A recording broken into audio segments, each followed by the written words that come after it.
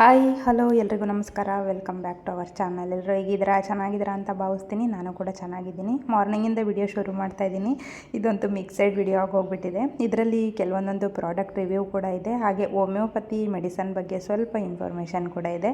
ಯಾರಿಗೆಲ್ಲ ಸ್ವಲ್ಪ ಪಿಗ್ಮೆಂಟೇಷನ್ ಇದೆ ಅವರು ಪೂರ್ತಿಯಾಗಿ ವಿಡಿಯೋ ನೋಡಿ. ಈ ವಿಡಿಯೋದಲ್ಲಿ ನಿಮ್ಗೊಂದು ಸ್ವಲ್ಪನಾದರೂ ಇನ್ಫಾರ್ಮೇಷನ್ ಸಿಗ್ಬೋದು ಪಿಗ್ಮೆಂಟೇಷನ್ಗೆ ಅನ್ಕೋತೀನಿ.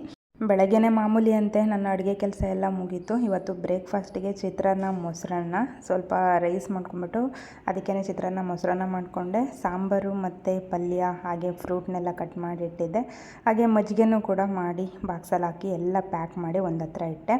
ಅವರು ತಿಂಡಿ ಎಲ್ಲ ತಿಂದು ತೊಗೊಂಡು ಡ್ಯೂಟಿಗೆ ಹೊರಟರು. ನಾನು ಕೂಡ ಸ್ವಲ್ಪ ಫ್ರೆಶ್ ಅಪ್ ಆಗಿ ಇವತ್ತು ಪೂಜೆ ಮಾಡೋಣ ಅಂದ್ಬಿಟ್ಟು ಮೇಲ್ಗಡೆ ಟೆರೆಸ್ ಮೇಲ್ಗಡೆ ಓನರ್ ಹೂವಿನ ಗಿಡ ಹಾಕಿದ್ರು.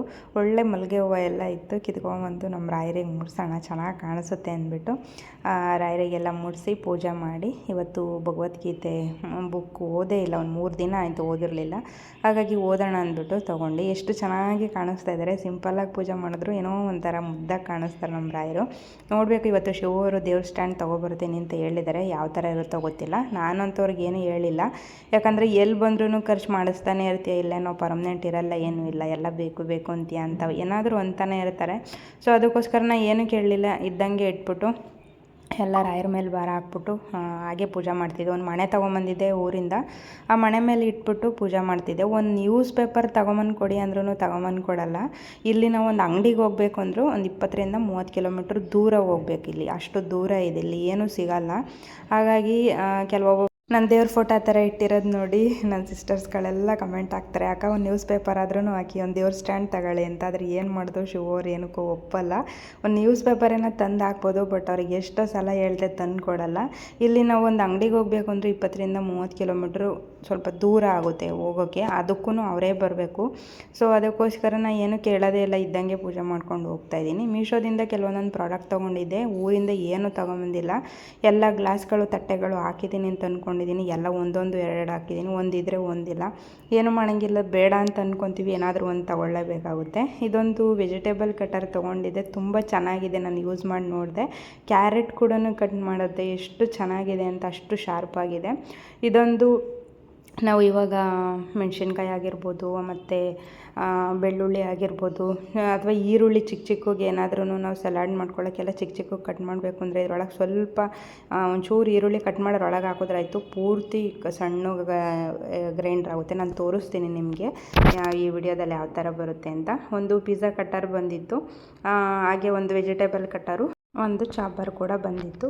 ಸೊ ಇದಿಷ್ಟಕ್ಕೆ ನಾನು 200 ಏನೋ ಕೊಟ್ಟೆ ಅನ್ಕೋತೀನಿ, ಕಾಂಬೋ ಆಫರ್ ಇತ್ತು. ನೈಟ್ ಊಟಕ್ಕೆ ಬೆಂಡೆಕಾಯಿ ಪಲ್ಯ ಮಾಡಿಕೊಂಡೆ, ಹಾಗೆ ಹಾಗಲಕಾಯಿ ಇತ್ತು. ಹಾಗಲಕಾಯಿ ಎಲ್ಲ ಒಂಥರ ಆಗ್ತಾಯಿತ್ತು. ಸೊ ಹಾಗಾಗಿ ಚೆನ್ನಾಗಿರೋದನ್ನೆಲ್ಲ ಕಟ್ ಮಾಡಿ ಇಟ್ಕೊಂಡ್ಬಿಟ್ಟು ಸ್ವಲ್ಪ ಹಾಗಲಕಾಯಿ ಹಂಗೆ ಫ್ರೈ ಮಾಡ್ಕೊಳ್ಳೋಣ ಅಂತ ಅಂದ್ಕೊಂಡೆ. ಸ್ವಲ್ಪ ಡಿಫ್ರೆಂಟಾಗಿ ಮಾಡೋಣ ಇವತ್ತು, ಬರೀ ಹಾಗೆ ಯಾಕೆ ಮಾಡೋದು ಅಂದ್ಬಿಟ್ಟು ಅದಕ್ಕೆ ಸ್ವಲ್ಪ ಮಸಾಲೆ ಎಲ್ಲ ಹಾಕಿ ಚೂರು ಕಡಲೆ ಹಿಟ್ಟು ಹಾಕ್ಬಿಟ್ಟು ಮಾಡಿಕೊಂಡೆ. ತುಂಬ ಚೆನ್ನಾಗಿ ಕ್ರಿಸ್ಪಿಯಾಗಿ ಬಂದಿತ್ತು. ಒಂದು ಸ್ವಲ್ಪನೂ ಕೂಡ ಕೈ ಇರಲಿಲ್ಲ, ಅಷ್ಟು ಚೆನ್ನಾಗಿತ್ತು. ಚಿಕ್ಕ ಮಕ್ಳಿಗೆ ಏನಾದ್ರೂ ಈ ಥರ ಮಾಡಿಕೊಟ್ರೆ 100% ಬೇಡ ಅನ್ನೋದಿಲ್ಲ, ಆ ಥರ ತಿಂತಾರೆ. ಅಷ್ಟು ಚೆನ್ನಾಗಿ ರುಚಿಯಾಗಿ ಬಂದಿತ್ತು. ಖಾರದ ಪುಡಿ, ಉಪ್ಪು, ಸ್ವಲ್ಪ ಗರಂ ಮಸಾಲ, ಹಾಗೆ ಸೋಡಾ ಏನು ಹಾಕೋ ಅವಶ್ಯಕತೆ ಇಲ್ಲ.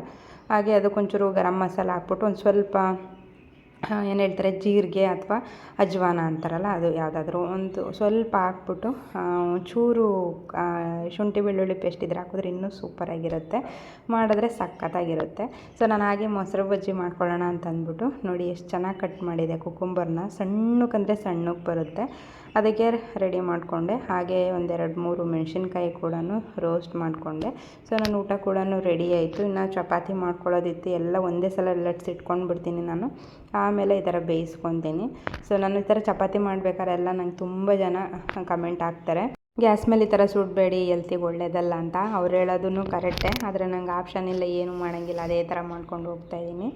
ತುಂಬ ಅಂದರೆ ತುಂಬ ತಲೆನೋತಿತ್ತು. ಮತ್ತು ಬೆಳಗ್ಗೆಯಿಂದ ಇದೇ ವಿಡಿಯೋನ ಕಂಟಿನ್ಯೂ ಮಾಡಿಕೊಂಡೆ. ಸ್ವಲ್ಪ ಪಿಗ್ಮೆಂಟೇಷನ್ ಆಗ್ತಾಯಿತ್ತು, ಅದು ಏನಕ್ಕೆ ಅಂತ ಗೊತ್ತಿಲ್ಲ. ಸಡನ್ನಾಗಿ ಒಂಥರ ಮುಖದಲ್ಲಿ ಬ್ಲ್ಯಾಕ್ ಕಾಣಿಸ್ತಾಯಿದೆ. ಈ ಕ್ಯಾಮ್ರಾದಲ್ಲಿ ಕಾಣಿಸ್ತಿಲ್ಲ, ನಾನು ಯಾವಾಗಾದರೂ ನೆಕ್ಸ್ಟ್ ಟೈಮ್ ತೋರಿಸ್ತೀನಿ. ನಾನು ಇರೋದು ಕಪ್ಪಿದ್ರೂ ಮುಖದಲ್ಲಿ ಒಂದು ಕಲೆ ಮಾಡ್ಕೊಂಡಿರಲಿಲ್ಲ. ಆಪ್ರೇಷನ್ ಆದಮೇಲೆ ನನ್ನ ದೇಹದಲ್ಲಿ ಹೆಂಗೆ ಚೇಂಜಸ್ ಆಗಿದೆ ಅಂದರೆ ಅದನ್ನು ಹೇಳ್ಕೊಳಕ್ಕೆ ಆಗಲ್ಲ. ಸೊ ಆ ಥರ ಚೇಂಜಸ್ ಆಗಿದೆ. ಶಿವವ್ರಿಗೆ ಅಳ್ತಾನೆ ಹೇಳಿದೆ ನಾನು, ನಂಗೆ ಮುಖದಲ್ಲಿ ಈ ಥರ ಕಲೆ ಆಗ್ತಾಯಿದೆ, ಅದೇನೋ ಗೊತ್ತಿಲ್ಲ, ನಂಗೆ ಹಾಸ್ಪಿಟಲಿಗೆ ಕರ್ಕೊಂಡೋಗಿ ತೋರಿಸಿ ತೋರಿಸಿ ಅಂತ. ಸಂಜೆ ಬಂದು ತೋರಿಸ್ತೀನಿ ಅಂದರು. ಅದಾದಮೇಲೆ ಊಟಕ್ಕೆಲ್ಲ ರೆಡಿ ಮಾಡಿಕೊಂಡೆ. ಹಾಗೆ ಟೀ ಕೂಡ ಇಟ್ಕೊಂಡಿದ್ದೀನಿ, ಸ್ವಲ್ಪ ರೈಸಿಗೆ ಕೂಡ ಇಟ್ಕೊಂಡೆ. ಹಾಗೆ ಅದು ರೈಸ್ ಆಗೋಷ್ಟರೊಳಗೆ ಸ್ವಲ್ಪ ಸ್ಮೂತಿ ಎಲ್ಲ ಮಾಡ್ಕೊಳ್ಳೋಣ ಅಂತ ಸ್ಮೂತಿ ಮಾಡಿಕೊಂಡೆ. ಸ್ವಲ್ಪ ಅವರಿಗೆ ಮೊಸರು ಬಜ್ಜಿ ಮಾಡ್ಕೊಳ್ಳೋಣ, ತುಂಬ ಬಿಸಿಲು ಅಲ್ವಾ, ಶೆಕೆ ಜಾಸ್ತಿ ಇದೆ ಇಲ್ಲಿ. ಸ್ವಲ್ಪ ತಣ್ಣಗಿರುತ್ತವ್ರು ಅಲ್ಲಿ ಫ್ರಿಜ್ಜಲ್ಲಿ ಇಟ್ಕೊಂಡು ತಿಂತಾರೆ ಅಂದ್ಬಿಟ್ಟು ನೋಡ್ತಾ ಇರ್ಬೋದು ನೀವು ನಾನು ಯಾವ ಥರ ಸ್ಲೈಸ್ ಮಾಡ್ತಿದ್ದೀನಿ ಅದನ್ನಂತ. ಚಿಕ್ಕದಾಗಿ ಕಟ್ಟಾಗುತ್ತದು, ಸಕ್ಕತ್ತಾಗಿದೆ. ನನಗೆ ಮೀಶೋದಲ್ಲಿ ಫಸ್ಟ್ ಟೈಮ್ ಈ ಒಂದು ಪ್ರಾಡಕ್ಟ್ ಇಷ್ಟ ಆಗಿದ್ದು. ನಾನು ತುಂಬ ದಿನದಿಂದ ನೋಡ್ತಾ ಇದ್ದೆ, ಆದರೆ ತೊಗೊಂಡಿರಲಿಲ್ಲ, ಇದೆಲ್ಲ ಬಾಳಿಕೆ ಬರಲ್ಲ ಅಂತ. ಬಟ್ ನಿಧಾನವಾಗಿ ಯೂಸ್ ಮಾಡಬೇಕು. ಕೆಳಗಡೆ ಒಂದು ಚಿಕ್ಕದು ಒಂದು ಥ್ರೆಡ್ ಥರ ಕೊಟ್ಟಿದ್ದಾರೆ. ಥ್ರೆಡ್ಡು ಅಲ್ಲ, ಅದು ಪ್ಲಾಸ್ಟಿಕ್ಕಲ್ಲೇ ಮಾಡಿರೋದು. ಅದೇನಾದರೂ ಕಟ್ಟಾಗ್ಬಿಟ್ರೆ ಅದು ವೇಸ್ಟ್ ಆಗಿಬಿಡುತ್ತೆ. ಬಟ್ ನಿಧಾನಕ್ಕೆ ಮಾಡ್ಕೋಬೇಕು, ದಪ್ಪದೆಲ್ಲ ಹಾಕ್ಬಾರ್ದು. ಒಂಚೂರು ಚಿಕ್ಕದಾಗಿ ಕಟ್ ಮಾಡಿ ಹಾಕ್ಬಿಟ್ರೆ ಸೂಪರಾಗಿ ಬರುತ್ತೆ. ಸಲಾಡ್ಗೆಲ್ಲ ಅಷ್ಟು ಚೆನ್ನಾಗಿ ಮಾಡ್ಕೊಬೋದು, ನಿಜವಾಗ್ಲೂ ಸಕ್ಕತ್ತಾಗಿ ಬರುತ್ತೆ. ಅದಾದಮೇಲೆ ಸ್ವಲ್ಪ ಟೀ ಮಾಡ್ಕೊಂಡು ಕುಡಿದು ಶುಗರ್ನೂ ಕೂಡ ಎಬ್ಬರಿಸ್ದೆ. ತುಂಬ ಅಂದರೆ ತುಂಬ ಶೆಕೆ. ಇದೊಂದು ವಿಂಡೋ ಹತ್ರ ಬಂದು ನಿಂತ್ಕೊಂಡ್ರೆ ಒಂದು ಸ್ವಲ್ಪ ಗಾಳಿ ಚೆನ್ನಾಗಿ ಬರುತ್ತೆ ತಣ್ಣಗೆ. ಹಾಗೆ ಒಂದು 10 ನಿಮಿಷ ನಿಂತ್ಕೊಂಡು ಯೋಚನೆ ಮಾಡ್ತಾ ಇದ್ದೆ ನಾನು, ನನಗೆ ಯಾಕೆ ಈ ಥರ ಎಲ್ಲ ಆಗ್ತಾಯಿದೆಯಲ್ಲ ಅಂತ. ನಂಗೆ ಗೊತ್ತಿಲ್ಲ, ನನಗೆ ಟ್ಯಾಬ್ಲೆಟ್ ತೊಗೊಂಡಾಗಿಂದ ಏನೋ ಮುಖದಲ್ಲೆಲ್ಲ ಗುಳ್ಳೆ ಆಗೋದು, ಒಂಥರ ಕಪ್ಪು ಕಲೆ ಅದೇ ಗುಳ್ಳೆ ಇದಾಗ್ಬಿಡೋದು, ಕಪ್ಪು ಕಲೆ ಆಗೋದು, ಈ ಥರ ಎಲ್ಲ ಆಗ್ತಾಯಿದೆ. ಫಸ್ಟು ನನಗೆ ಏನೂ ಇರಲೇ ಇಲ್ಲ. ಏನೇನೋ ಹೋಮ್ ರೆಮಿಡಿ ಮಾಡಿಕೊಂಡು ಪಿಂಪಲ್ಸ್ ಎಲ್ಲ ಆದರೆ ಹೋಗಿಸ್ಕೊಂಬಿಡ್ತಿದ್ದೆ. ಆದರೆ ಇವಾಗ ಮಾತ್ರೆ ತಿಂದಂಗೆ ಇರೋಕ್ಕೂ ಆಗೋಲ್ಲ, ತಿನ್ನೋಕ್ಕೂ ಆಗ್ತಾಯಿಲ್ಲ, ಆ ಥರ ಅನ್ನಿಸ್ತಾ ಇದೆ ನನಗೆ. ಸಂಜೆ ಆದಮೇಲೆ ಶುಗರ್ ಬಂದರು, ಸ್ವಲ್ಪ ಟೀ ಮಾಡ್ಕೊಂಡು ಕುಡಿದು ಸ್ವಲ್ಪ ಚುರುಮುರಿ ಮಾಡಿದೆ ತಿಂದ್ಕೊಂಡು ಹಾಸ್ಪಿಟಲ್ಗೆ ಹೋಗಿ ಬಂದ್ವಿ. ಹಾಸ್ಪಿಟಲಲ್ಲಿ ನೋಡಿ ಈ ಥರ ಕೊಟ್ಟಿದ್ದಾರೆ. ಇಲ್ಲಿ ಹೋಮಿಯೋಪತಿ ಒಂದೆರಡು ಬಾಕ್ಸ್ ತುಂಬ ಟ್ಯಾಬ್ಲೆಟು ಚಿಕ್ಕದು, ಅದರಲ್ಲಿ ನೀರಲ್ಲೇ ನುಂಗಂಗಿಲ್ಲ, ಹಾಗೆ ಬಾಯೊಳಗೆ ಹಾಕೊಂಡು ತಿನ್ಕೊಂಬಿಡೋದು ಅಷ್ಟೇ. ಸ್ವಲ್ಪ ಸ್ವೀಟ್ ಇರುತ್ತೆ. ಇದೊಂದು ಕ್ರೀಮ್ ಕೊಟ್ಟಿದ್ದಾರೆ ನೈಟ್ ಟೈಮ್ ಹಚ್ಕೊಳ್ಳೋಕ್ಕೆ ಅಂತ, ನೋಡಿ ಇಲ್ಲೇ ಬರೆದಿದ್ದಾರೆ. ಇದು ಊಟಕ್ಕಿಂತ ಅರ್ಧ ಗಂಟೆ ಮೊದಲು ತಗೋಬೇಕು. ಮಾತ್ರೆ ತಿಂದಾದಮೇಲೆ ಏನೂ ತಿನ್ನೋಂಗಿಲ್ಲ ಅರ್ಧ ಗಂಟೆ ಆಗೋವರೆಗೂ. ಆ ಥರ ಒಂದು ಕಂಡೀಷನ್ ಇದಕ್ಕೆ ಹೋಮಿಯೋಪತಿಗೆ. ನೋಡೋಣ, ವರ್ಕ್ ಆದರೆ ನಾನು ಹೇಳ್ತೀನಿ ನಿಮಗೆ. ಯಾರಾದರೂ ನಿಯರಲ್ಲಿ ಪಿಗ್ಮೆಂಟೇಷನ್ದು ಅಥವಾ ಏನಾದರೂ ಪಿಂಪಲ್ ಮಾರ್ಕೋದಿದ್ದರೆ ನಿಯರಲ್ಲಿ ಹೋಗಿ ತೋರಿಸ್ಕೊಳ್ಳಿ ಅಂತ ನಾನು ಖಂಡಿತವಾಗ್ಲೂ ಹೇಳ್ತೀನಿ. ಇನ್ನು 2 ಡೇಸಿಂದ ಅಷ್ಟೇ ಯೂಸ್ ಮಾಡ್ತಾ ಇರೋದು. ಹಾಗೆ ಬರ್ತಾ ರೇಷನೆಲ್ಲ ತೊಗೊಂಡು ಬಂದಿದ್ವಿ. ಸ್ವಲ್ಪ ಸೊಪ್ಪು ಎಲ್ಲ ಸೋಸಿ ಎತ್ತಿಟ್ಕೊಂಡು ಊಟಕ್ಕೆ ಕೂಡ ಕೂತ್ಕೊಂಡ್ವಿ. ಇವತ್ತು ಊಟಕ್ಕೆ ಚಪಾತಿ ಹಾಗೆ ಹೀರೆಕಾಯಿ ಪಲ್ಯ ಮಾಡ್ಕೊಂಡಿದ್ದೆ. ಸ್ವಲ್ಪ ಮಾಮೂಲಿ ಅಂತೆ ಸಲಾಡ್ ಮಾಡ್ಕೊಂಡಿದ್ದೆ. ಇದು ಬೆಳಗ್ಗೆ ವಿಡಿಯೋ ಅಂದರೆ ಇವತ್ತಿಂದು ಗುರುವಾರದ್ದು ವಿಡಿಯೋ ಇದು. ತುಂಬ ಮಿಕ್ಸಾಗಿ ಮಾಡ್ಕೊಂಡ್ಬಿಟ್ಟಿದ್ದೀನಿ, ಜಾಸ್ತಿ ವಿಡಿಯೋ ಮಾಡೋಕ್ಕಾಗ್ತಾಯಿಲ್ಲ. ಯಾಕಂತಂದರೆ ನನ್ನ ಹತ್ರ ಟ್ರೈಪೋಡ್ ಇಲ್ಲ, ರಿಂಗ್ ಲೈಟ್ ಇಲ್ಲ, ಏನೂ ಇಲ್ಲ, ಕೈಯಲ್ಲೇ ಹಿಡ್ಕೊಂಡು ಮಾಡಬೇಕು. ಅದಕ್ಕೋಸ್ಕರ ನನಗೆ ಜಾಸ್ತಿ ವಿಡಿಯೋ ಮಾಡ್ಕೊಳಕ್ಕಾಗ್ತಿಲ್ಲ. ನನಗೆ ಯಾವಾಗೆಲ್ಲ ವಿಡಿಯೋ ಮಾಡ್ಕೋಬೇಕು ಅನ್ಸುತ್ತೆ ಅವಾಗೊಂದೊಂದು ಸ್ವಲ್ಪ ಕ್ಲಿಕ್ ಮಾಡ್ಕೋತೀನಿ ಅಷ್ಟೇ.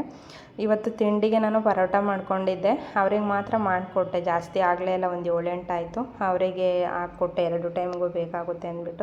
ನಾನಿನ್ನು ಬ್ರೇಕ್ಫಾಸ್ಟಿಗೆ ರೆಡಿ ಮಾಡ್ಕೊಂಡಿಲ್ಲ, ಚಪಾತಿನ ಏನಾದ್ರೂ ಮಾಡ್ಕೊಳ್ಳೋಣ ಅಂದ್ಬಿಟ್ಟು ಫಸ್ಟು ಮನೆ ಕೆಲಸ ಮುಗಿಸ್ಕೊಬಿಡೋಣ. ಇನ್ನು ಬಿಸಿಲು ಹತ್ಬಿಟ್ರು ಅಂತೂ ಇಲ್ಲಿ ಕೆಲಸನೇ ಮಾಡ್ಕೊಳಕ್ಕಾಗಲ್ಲ. ಮನೆ ಕೆಲಸ ಮುಗಿಸ್ಕೊಬಿಡೋಣ ಅಂದ್ಬಿಟ್ಟು ಸ್ವಲ್ಪ ಹಾಲು ಕುಡ್ಕೊಂಡು ಮನೆ ಕೆಲಸ ಶುರು ಮಾಡಿಕೊಂಡೆ. ಅವರು ಡ್ಯೂಟಿಗೆ ಹೋದರು. ಗುರುವಾರ ಬೇರೆ ಇತ್ತು, ಪೂಜೆ ಬೇರೆ ಮಾಡಬೇಕು. ಸಂಜೆ ಮೇಲೆ ಹೂವು ಎಲ್ಲ ತೊಗೊಂಬರ್ಬೇಕು, ಹೋಗಿ ಶುಗರ್ ಬಂದಮೇಲೆ. ನಡ್ಕೊಂಡಂತೂ ಹೋಗೋಕ್ಕಾಗಲ್ಲ. ಹೊಟ್ಟೆ ತುಂಬ ಹಸಿತಾ ಇತ್ತು, ಟ್ಯಾಬ್ಲೆಟ್ ತೊಗೊಡ್ತೀನಲ್ವ, ಸ್ವಲ್ಪ ಫ್ರೂಟೆಲ್ಲ ಕಟ್ ಮಾಡಿ ಇಟ್ಟಿರ್ತೀನಿ. ಅದನ್ನು ತಿನ್ಕೊಳ್ಳೋಣ ಅಂತ ಹಾಕ್ಕೊಂಡು ಬಂದೆ. ಅದಾದಮೇಲೆ ರಾಯರ ಟೆಂಪಲಿಗೆ ನಾನಂತೂ ಹೋಗಿಲ್ಲ. ನಮ್ಮ ಹೇಮಂಗೆ ಹೇಳಿದ್ದೆ ಕಳಿಸು, ತುಂಬ ದಿನ ಆಯಿತು ನೋಡಿ ರಾಯರನ್ನ ಅಂತ. ಅವಳು ಚೂರು ವಿಡಿಯೋ ಮಾಡಿ ಕಳಿಸಿದ್ಲು, ಹಾಗೆ ಜಸ್ಟ್ ಆ್ಯಡ್ ಮಾಡ್ಕೊಂಡಿದ್ದೀನಿ. ಎಲ್ರಿಗೂ ಗುರು ರಾಯರು ಒಳ್ಳೇದು ಮಾಡಲಿ. ನಾನೆಲ್ಲ ಕೆಲಸ ಮುಗಿಸಿ ತಿಂಡಿಗೆ 2 ಚಪಾತಿ ಮಾಡಿಕೊಂಡೆ. ಹಾಗೆ 2 ಮುಳ್ಗಾಯಿ ಇತ್ತು, ಬದನೆಕಾಯಿ ಅಂತೀವಲ್ಲ, ಅದನ್ನು ಹಾಕ್ಬಿಟ್ಟು ಸ್ವಲ್ಪ ಪಲ್ಯ ಮಾಡ್ಕೊಂಡು ಒಂಚೂರು ಮೊಸರು ಹಾಕ್ಕೊಂಡು ಫಸ್ಟ್ ತಿಂಡಿ ತಿನ್ಬಿಡೋಣ ಅಂತ ತಿಂತಾಯಿದ್ದೀನಿ. ಆಲ್ರೆಡಿ ಟೈಮ್ ಆಗೋಗ್ಬಿಟ್ಟಿತ್ತು, 12 ಗಂಟೆ. ಇವತ್ತು ತುಂಬ ಲೇಟಾಗೋಯಿತು. ಟ್ಯಾಬ್ಲೆಟ್ ತಿಂದಿರ್ತೀನಲ್ಲ, ತುಂಬ ಹಸುವಾಗ್ಬಿಡುತ್ತೆ. ಫಸ್ಟ್ ಟೈಮ್ ಇಷ್ಟು ಲೇಟಾಗಿ ತಿಂಡಿ ತಿಂತಾ ಇರೋದು. ಇದಿಷ್ಟೇ ಇವತ್ತಿನ ವ್ಲಾಗು. ಸಿಂಪಲ್ಲಾಗಿತ್ತು ಅಂದ್ಕೊತೀನಿ, ಬರೀ 9 ನಿಮಿಷದ್ದು ವೀಡಿಯೋ. ಆದಷ್ಟು ಬೇಗ ಒಂದು ಟ್ರೈಪೋಡ್ ತೊಗೊಂಡು ಒಳ್ಳೊಳ್ಳೆ ವೀಡಿಯೋಸ್ ಮಾಡಲಿಕ್ಕೆ ಪ್ರಯತ್ನ ಮಾಡ್ತೀನಿ. ಹಾಗೆ ಒಳ್ಳೊಳ್ಳೆ ರೆಸಿಪಿ ಕೂಡ ಶೇರ್ ಮಾಡಿಕೊಡ್ತೀನಿ. ಎಂಡವರೆಗೂ ವಿಡಿಯೋ ನೋಡಿ ಸಪೋರ್ಟ್ ಮಾಡಿರಿ. ಎಲ್ರಿಗೂ thank you so much. Video ಇಷ್ಟ ಆದರೆ ಒಂದು ಲೈಕ್ ಮಾಡಿ, ಶೇರ್ ಮಾಡಿ. ಪ್ಲೀಸ್ ನನ್ನ ಚಾನಲ್ನ ಸಬ್ಸ್ಕ್ರೈಬ್ ಮಾಡ್ಕೊಳ್ಳಿ, ಸಪೋರ್ಟ್ ಮಾಡಿ ಅಂತ ಕೇಳ್ಕೊತೀನಿ. Thank you for watching. Love you all. Take care.